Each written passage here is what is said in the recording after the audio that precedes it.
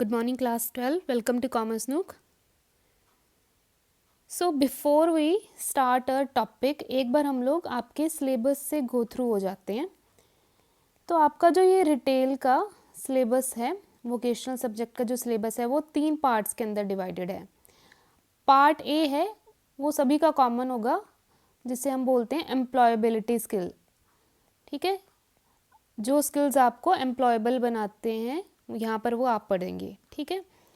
Part B होगा subject specific. तो क्योंकि आप रिटेल पढ़ रहे हैं तो यहाँ पर आपका रिटेल का पोर्शन आएगा.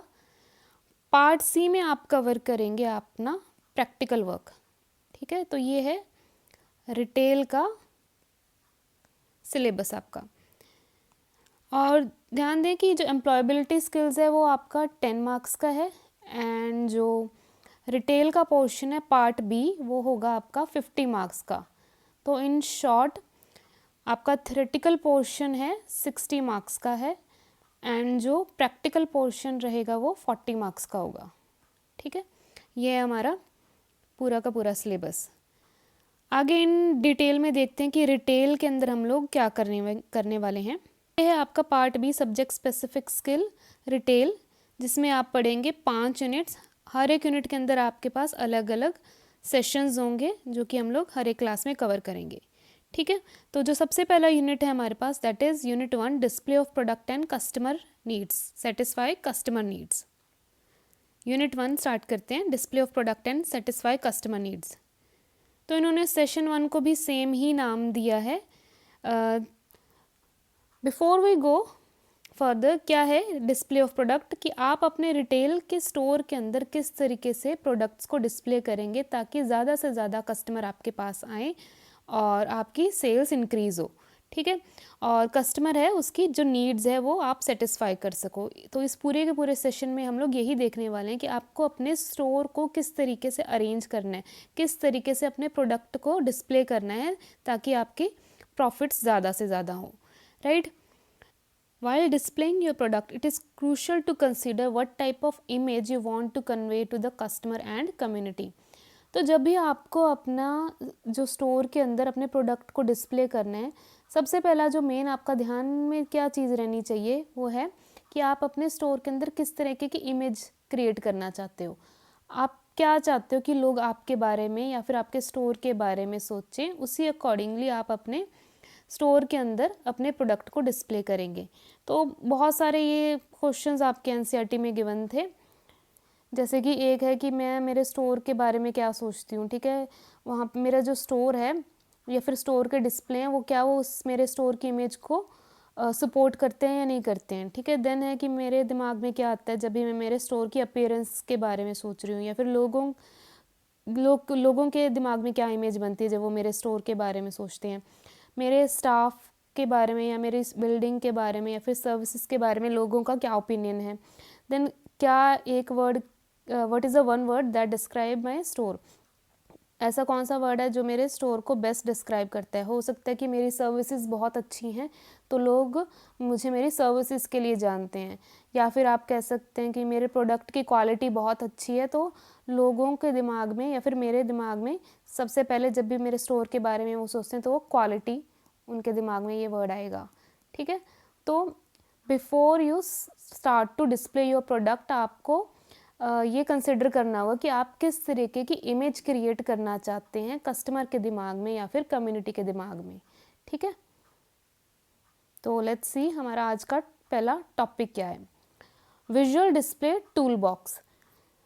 इसके अंदर है क्या, ये कुछ नहीं है कि आपको जब भी अपने स्टोर के अंदर डिस्प्ले करना है देन उस वक्त पे आपको किस किस चीज़ों की ज़रूरत पड़ेगी, क्या क्या टूल्स हैं जिसकी आपको रिक्वायरमेंट रहेगी. तो हो यहाँ पर आ जाएंगे सीजर्स आ गए, पेन्स आ गए, टेप्स हो गई, ग्लू स्टिक्स हो गई, ग्लू गन्स होगी, देन आ गया मेजरिंग टेप्स आ गई, यूटिलिटी नाइफ आ गया, hammer, nails, note pad, pencil, marker, glass, paper towels, props. ये सब क्या हैं, ये आपके एज इन हेल्प करेंगे आपको अपने स्टोर को विजुअली अपीलिंग बनाने में. ठीक है, देन उसके बाद आपके एनसीईआरटी में गिवन है elements of effective visual merchandising. तो 10th के अंदर हम लोग एक यूनिट में पढ़ते हैं विजुअल मर्चेंडाइजिंग. विजुअल मर्चेंडाइजिंग में क्या है कि आप अपने प्रोडक्ट को विजुअली कैसे अपीलिंग बना सकते हो, कैसे आप विंडो डिस्प्ले करोगे, कैसे लाइटिंग आप का फोकस रहेगा, कैसे आप अपने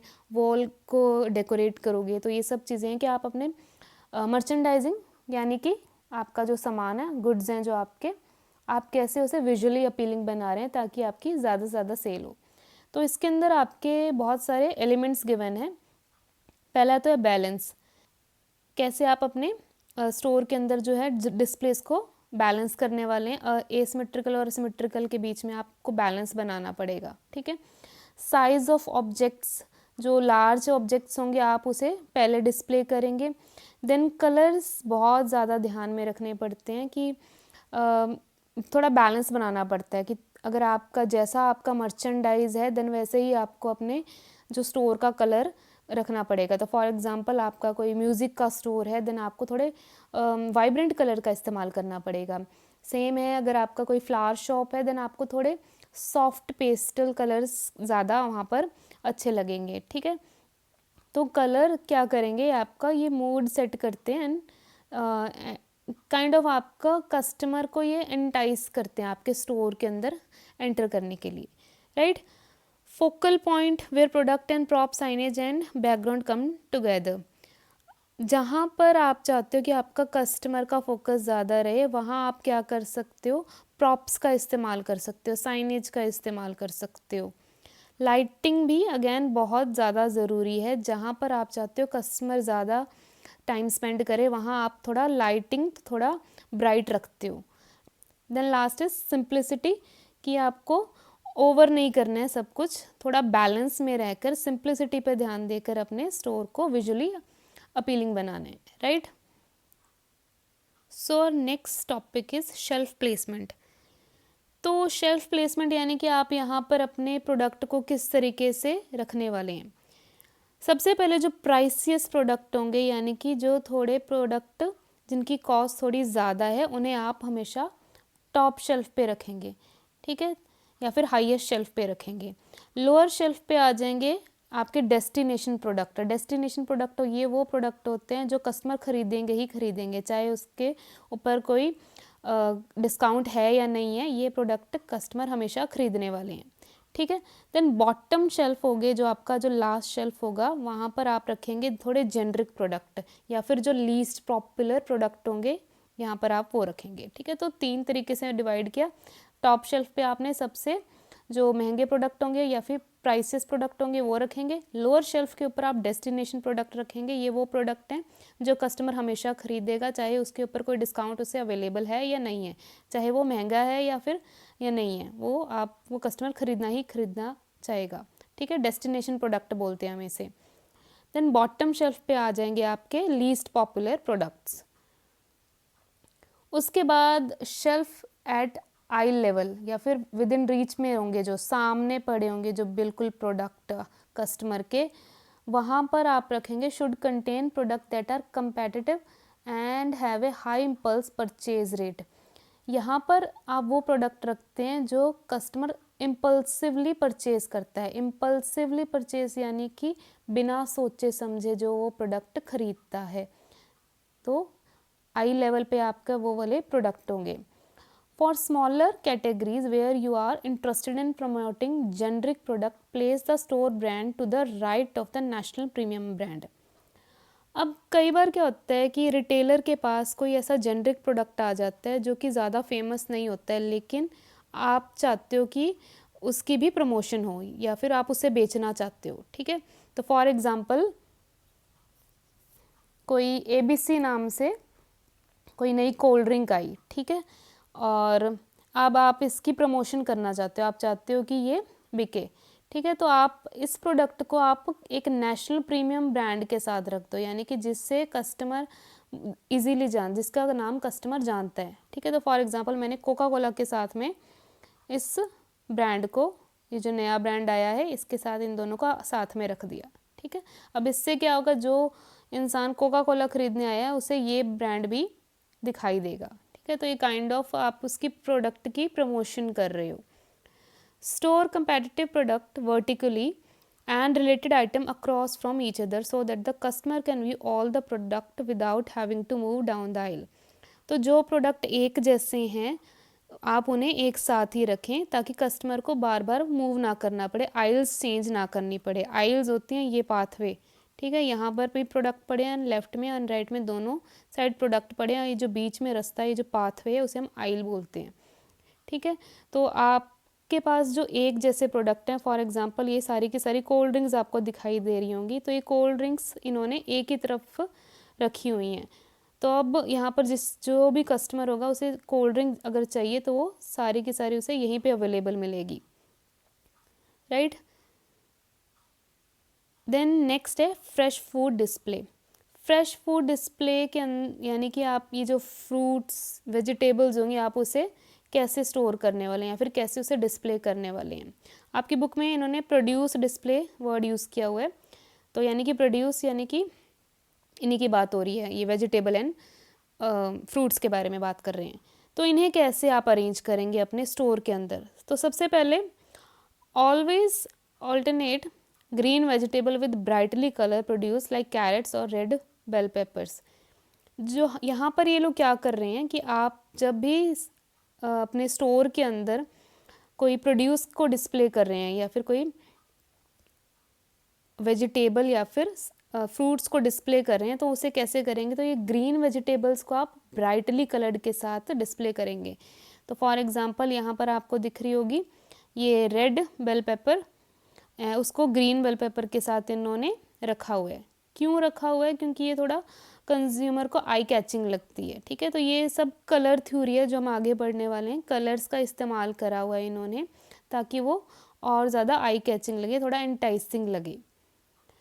देन नेक्स्ट आप क्या और यूज़ कर सकते हो फूड के लिए, बेकरी के अंदर आप कर सकते हो ब्लैक केसिंग का इस्तेमाल, ठीक है। इंस्टेड ऑफ वाइट की जगह पे आप यहाँ पे ब्लैक बैकग्राउंड रखेंगे ताकि वो थोड़ा विजुअली पॉपिंग लगे। देन अगेन ग्लास शेल्स का इस्तेमाल करो।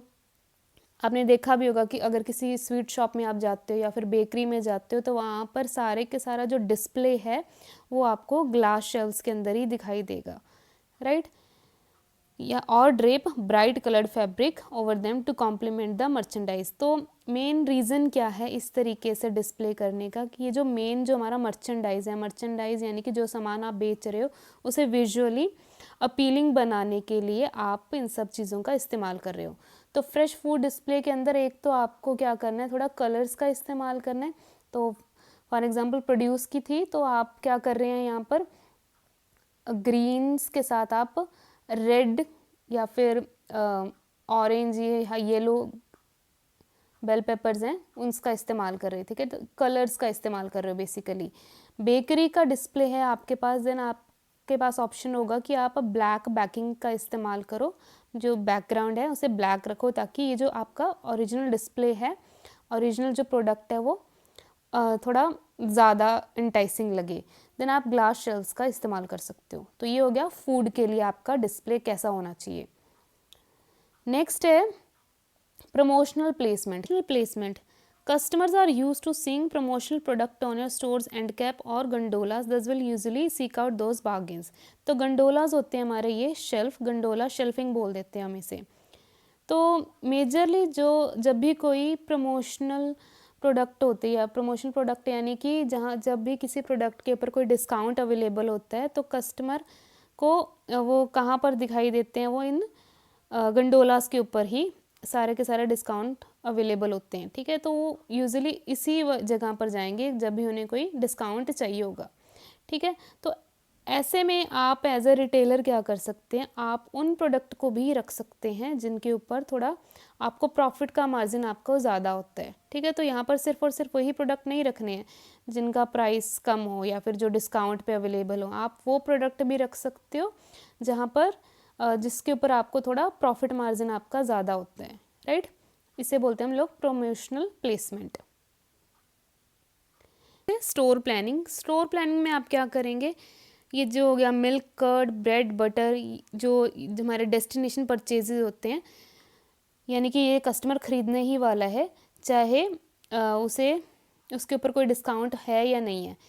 तो ऐसे प्रोडक्ट को आप हमेशा फर्दस्ट कॉर्नर में रखोगे, यानी कि बिल्कुल एंड में रखोगे, ताकि कस्टमर क्या है बाकी प्रोडक्ट से निकलता हुआ वहाँ तक पहुँचे। ठीक है, अब इससे होगा क्या कि आप चांसेस बढ़ जाते हैं कि और भी उन बाकी प्रोडक्ट भी वो खरीदेगा। ठीक है, एडिशनल गुड्स वो परचेज करेगा। नेक्स्ट है always place impulse goods such as chocolate chips candies near cash counter. तो जब भी आपको ये जो इम्पल्स गुड्स होते हैं जो बिना सोचे समझे हम लोग खरीद लेते हैं, इम्पल्सिव बाइंग होती है इनकी, तो ऐसे प्रोडक्ट हैं ये आपको कैश काउंटर के पास में रखने हैं। ठीक है, तो इससे होगा क्या कि वो वेट कर रहा होगा अपना बिल बनाने के लिए, तो साथ में ही अगर ऐसे प्रोडक्ट उसे आसपास दिखाई देंगे देन वो भी एडिशनल बाइंग उसकी वहाँ पर भी हो जाती है। राइट, तो इस पिक्चर में आपको दिखाई दे रहा होगा ये एंड के अंदर इन्होंने मिल्क एंड बटर वाला एक कर्ड वगैरह ये सब स्टोर किया हुआ है। तो जब भी कस्टमर यहाँ से जाएगा देन उसकी नज़र एक बार इन प्रोडक्ट पे भी पड़ेगी। ठीक है, तो यहाँ पर एंड में इसको रखने का पर्पस यही है कि बाकी का सामान भी कस्टमर देखता हुआ जाए। Right, then our next topic is supermarket display techniques, कि एक सुपरमार्केट के अंदर आप अपने प्रोडक्ट को किस तरीके से डिस्प्ले कर सकते हैं। तो 3 टेक्निक्स हैं आपके एनसीईआरटी के अंदर गिवन। पहला है angled merchandise, then colour and container and props. सबसे पहले आ जाओ एंगल्ड मर्चेंडाइज। तो ये आप लोग करते हो when you search the produce department you may notice that most if not all of the displays are angled.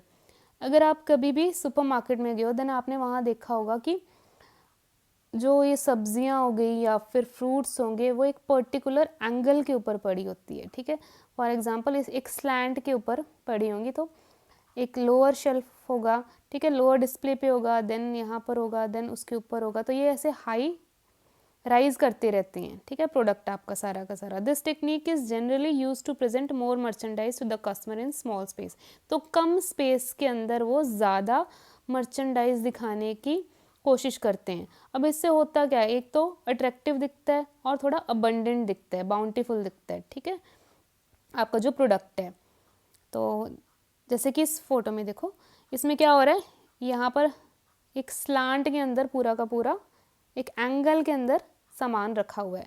अब एक तो इन्होंने कम जगह में थोड़ा ज़्यादा सामान रख लिया, और दूसरा देखकर थोड़ा क्या लग रहा है कि अबंडेंस की फील आती है एक तरीके से। ठीक है, तो यहाँ पर एक ये पहला शेल्फ हो गया, देन सेकंड हो गया, थर्ड, तो पूरा का पूरा राइज हो रहा है।